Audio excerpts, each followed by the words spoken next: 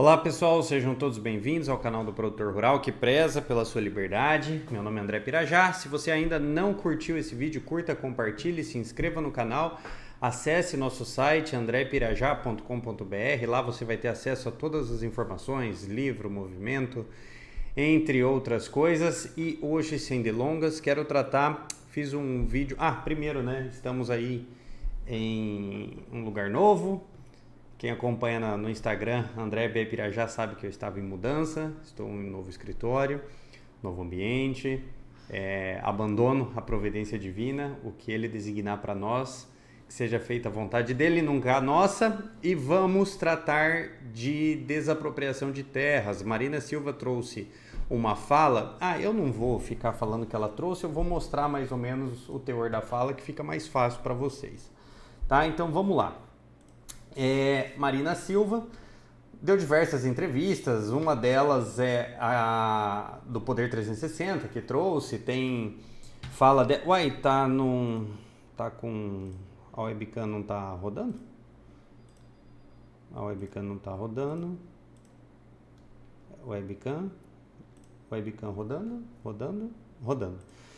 Uma delas é a questão envolvendo a reconstrução do Rio Grande do Sul deve considerar um novo normal. Quem nunca ouviu falar do novo normal, do grande reset, que o Klaus Schwab, Fórum Econômico Mundial trazem, mas aqui eu quero trazer um ponto específico que eu já trouxe no Instagram, num Reels bem curto, e aqui eu quero aprofundar a temática, tá?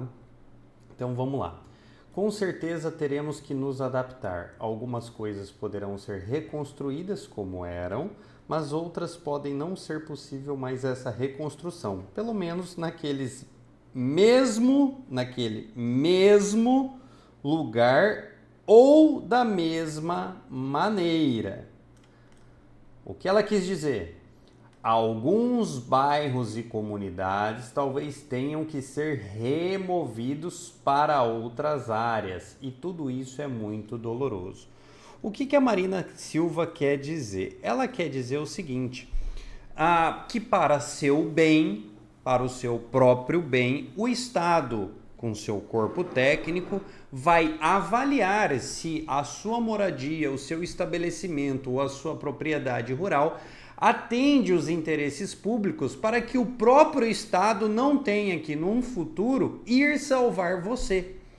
Então ele irá desapropriar aquelas regiões, porque ele pode, isso está previsto na Constituição e na lei, para fins de interesse público, e alocar essas pessoas, talvez, em outros lugares, tá? Mas a grande questão na sua fala, e aqui eu não quero me estender, que eu já tenho muitos vídeos tratando desse tipo de coisa, então eu não quero aqui ficar me alongando nesse tema, mas eu preciso fazer uma observação no que tange o futuro. Que prejuízos materiais poderão ser mitigados no futuro com ações de adaptação, que inclui a necessidade de reduzir desmatamento e a emissão de carbono na atmosfera, que contribui para o aquecimento do planeta. 2 pontos aqui. Está sendo discutido no Congresso Nacional a questão do aumentar as áreas de reserva legal, no caso, reduzir as áreas de reserva legal na Amazônia, que envolve hoje, para quem não sabe, hoje você só pode explorar 20% de uma área na Amazônia, 80% tem que ser reserva legal. Então há uma ideia de se reduzir. Então vamos levar em consideração que está um grande estardalhaço, dos aquecimentistas, dos ambientalistas xiitas e todas aquelas questões, de que isso vai gerar um cataclisma no mundo, desequilíbrio e blá blá blá blá blá blá. Tá bom. Primeiro ponto que nós temos que entender, 0,032, que em tese é o cálculo o percentual de CO2 na atmosfera, que é parte por milhão, tá, gente? Então é 320 partes por milhão, você faz a conta invertida, vai dar 0,032, tá? Os aquecimentistas falam que é 0,4, 0,04. Então vamos, de certa forma, usar o 0,04 para fazer a conta. Imaginemos hoje que os 10 maiores florestas espalhadas nos países, né? Nós temos 196, 7 países, né, no mundo, mas os 10 maiores países hoje têm aproximadamente 28 milhões de quilômetros quadrados de floresta. Só estou falando de 10 países, os 10 maiores. Rússia, Canadá, depois vem o Brasil, tá? De florestas, ok. A Amazônia hoje, o Brasil tem 4 milhões e poucos quilômetros quadrados de floresta, 56% do território nacional, porque hoje nós temos aproximadamente 8 milhões e meio, né, no território nacional, então um pouquinho mais da metade é floresta do jeito que Adão e Eva vieram ao mundo, né? E nós temos imaginemos que a Amazônia tem, a Amazônia tem 3 milhões e meio de quilômetros quadrados de floresta, né? E nós vamos expandir aí 900 mil quilômetros quadrados. Por quê? Veja, eu estou fazendo uma conta de guardanapo, pessoal. Por que conta de guardanapo? Porque tem áreas na Amazônia que não pertencem a nenhum particular, é do Estado, não vai ser aberta. Então eu estou exagerando no cálculo. Porque todas as vezes que esse povo vai tratar de alguma coisa, eles exageram. Então eu vou exagerar para mais, bastante, para você ver que não há lógica nenhuma, mesmo eu exagerando, racionalmente falando.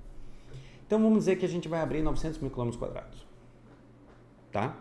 Que aí nós estamos falando quase de um aumento de 30%, né? De desmatamento, tal, aquele negócio que é muita área, né? Tá bom. Quanto representa 900 mil de 28 milhões? Dá 3% de 10 maiores países com florestas no mundo, não são 196. Representa 3% de florestas dos 10. Agora, nós estamos levando em consideração um cálculo, como ela fala da redução do desmatamento, onde a floresta, de certa forma, contribui para a absorção de CO2. Só que os mesmos estudos utilizados, inclusive para geração de crédito de carbono, que é um absurdo, eles só utilizam na conta florestas em crescimento e não florestas em estágio adulto. Por isso que os projetos de crédito de carbono com investimentos florestais, eles não visam a árvore adulta, porque a árvore adulta atinge 0 a 0. Para quem não sabe e ainda acredita que a Amazônia é o pulmão do mundo, né? Infelizmente tem gente que acredita nisso ainda. A Amazônia absorve CO2 no período do dia enquanto tem luz solar para fazer fotossíntese. À noite, ela respira oxigênio e expele CO2. Porque a árvore também tem vida, ela precisa viver, então ela precisa de oxigênio, ela faz o serviço inverso à noite. As árvores em estágio adultos, elas estão em equilíbrio de créditos e débitos de CO2. Elas não geram crédito. Vocês conseguem entender que desmatar a Amazônia não vai mudar nada do ponto de vista de CO2? Nada. E aí eu te aviso, se você meter capim na Amazônia, boi comendo, pastagem, lotação e toque, capim cresce, chove, desce, chove, o que acontece com aquele capim? Ele está gerando fotossíntese, ele está gerando estoque de CO2 no solo. Ele é muito mais eficiente do que uma árvore adulta, do ponto de vista de CO2.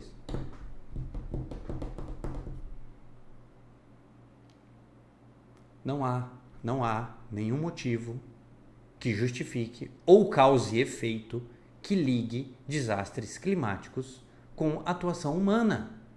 Não há. Não chove na Amazônia porque tem árvore. Tem árvore porque chove na Amazônia. É o contrário. É o contrário. Bom, eu disse que não ia entrar nesse mérito, acabei me alongando e o vídeo tá longo e vamos falar o que importa, mas eu espero que todos assistam o vídeo até o final. Tá? Bom, passados a questão envolvendo a declaração da Marina Silva, nós temos que entender que se você ainda acredita que no Brasil existe direito de propriedade, e aqui eu vou reforçar a minha tese que eu já falo há muito tempo, artigo 5º da Constituição, todos são iguais perante a lei, sem distinção de qualquer natureza, garantindo-se aos brasileiros, estrangeiros, residentes no país, inviolabilidade, liberdade, igualdade, A segurança e a propriedade nos termos seguintes. Ou seja, ele garantiu isso desde que nos termos seguintes. Ou seja, ele não garantiu nada. Porque tem uma vírgula, salvo, né? E qual é a ressalva? Olha que interessante. 22. É garantido o direito de propriedade. Ótimo, é garantido o direito de propriedade. Logo abaixo vem a ressalva. A propriedade atenderá à sua função social. Já falei várias vezes sobre função social, e função social é uma cláusula aberta para achar e falar o que eles quiserem. Calma, se você não acredita em mim, eu vou mostrar por quê. E na sequência, a lei estabelecerá o procedimento para desapropriação por necessidade ou utilidade pública ou por interesse social mediante justa e breve indenização em dinheiro. Nunca vi alguém concordar com esses valores. Ressalvados os casos previstos nesta Constituição, como no caso de desapropriação para reforma agrária, que paga em títulos da dívida pública, ou nos casos de expropriação por plantação de tráfico, psicotrópicos, entre outros, e trabalho análogo à condição de escravo. Ou seja, a propriedade que era garantida, ela foi relativizada ou condicionada pela função social e ela foi extinta quando houver interesse público ou utilidade pública. Consequentemente, logo, você não tem o direito de propriedade. Porque se você o tivesse, não haveria condicionante, tampouco a possibilidade do Estado retirá-la de ti. Resolvido o problema. Passado essa interpretação, para mostrar para vocês que a função social é uma cláusula aberta, que muitas pessoas ainda insistem em acreditar que não, está sendo discutido, né, no Senado Federal, numa comissão, uma atualização do Código Civil. Então tem lá, você acessa o Senadinho, lá, atividades, comissões, atos do presidente, e nós temos um texto final, tá, desse relatório final dos trabalhos da Comissão de Juristas responsável pela revisão e atualização do Código Civil. Eu vou mostrar para vocês que dos juristas que compõem toda essa banca, né, de juristas, essa comissão, além de ministros, né, do STF, ex-ministros do STF, eu tenho livros aqui atrás dessas pessoas que estão aqui, eu tenho livros aqui do outro lado da minha estante aqui, que vocês vão ver pela webcam. Dessas pessoas que estão aqui, são pessoas que eu consulto diariamente, do ponto de vista técnico, jurídico, possível em um Brasil com mais de 60 anos de controle ideológico social. Não seria diferente, eu não esperaria algo diferente a partir do momento que você enxerga na realidade algo que não existe. Não existe um pensamento hoje que atenda, no mínimo, o que existe na cabeça das pessoas. O que eu quero dizer? Vou refazer porque ficou confuso para você entender. Grande parte das pessoas do Brasil acredita que elas são donos dos bens que eles têm, que está lá bonitinho na matrícula do imóvel, no seu veículo, até nas doações que você manda para o Rio Grande do Sul.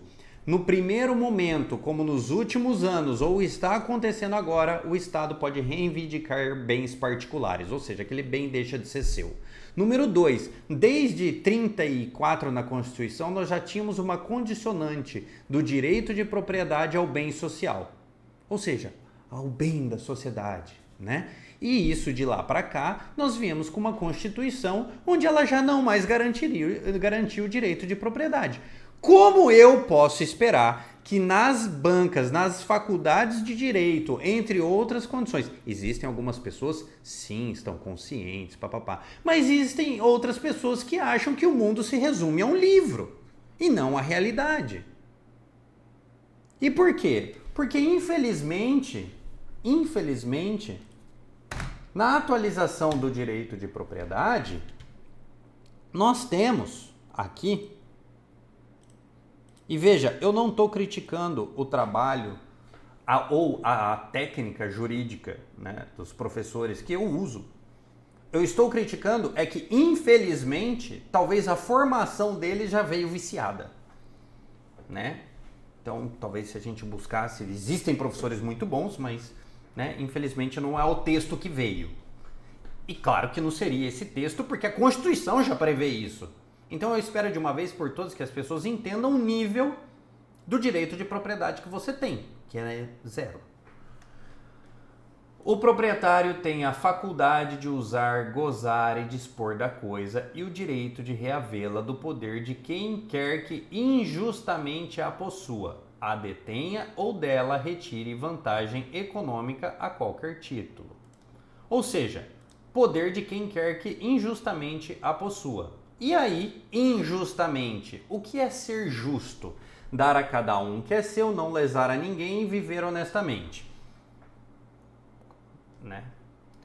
A propriedade atenderá à sua função social e isto obriga o seu titular.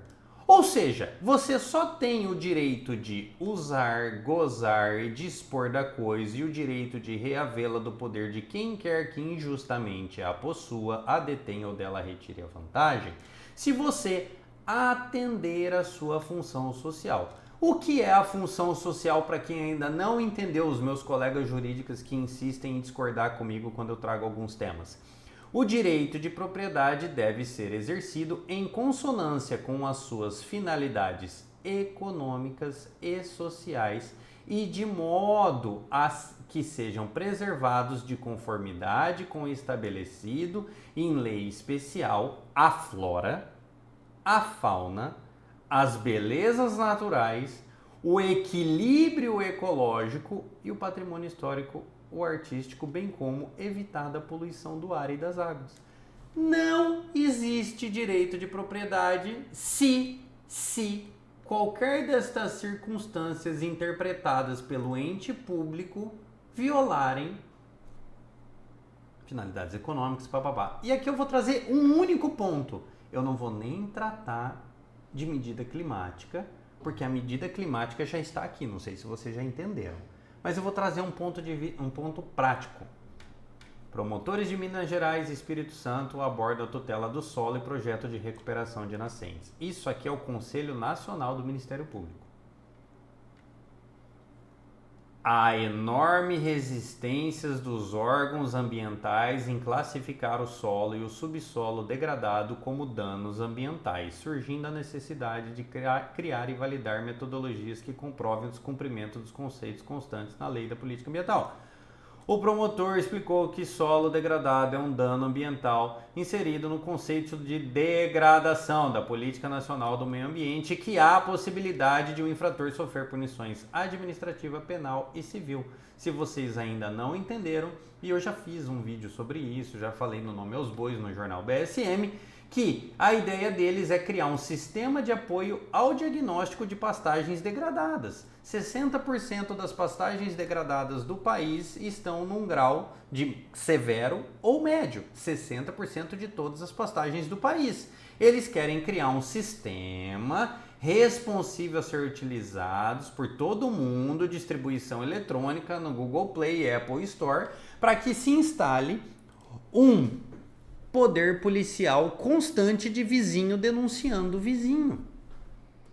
Vocês conseguiram compreender que pastagem degradada será uma hipótese onde você poderá perder a função social da sua terra, consequentemente seu direito de propriedade? E aqui eu não vou tratar só de pastagem degradada, gente. Eu vou tratar da criação do mercado de carbono. A partir do momento que você criou um sistema de métricas, que é o grande problema, não existe métricas. A partir desse momento, mesmo que o agro não integre o mercado regulado, haverá métrica. Tendo métrica, será possível punir.